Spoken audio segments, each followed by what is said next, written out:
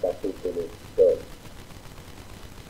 Ao cumprir-se o dia de Pentecostes, estavam todos reunidos no mesmo lugar.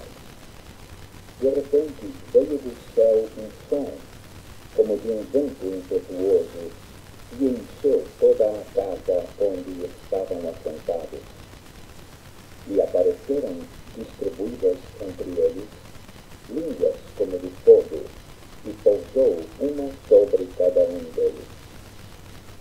Todos ficaram cheios do Espírito Santo e passaram a falar em outras línguas, segundo o Espírito lhes concedia que falassem.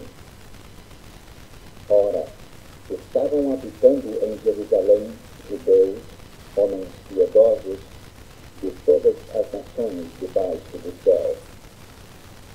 Quando, pois, se fez ouvir aquela voz, afluiu a multidão que se possuiu de perplexidade, porquanto cada um os ouvia falar na sua própria língua.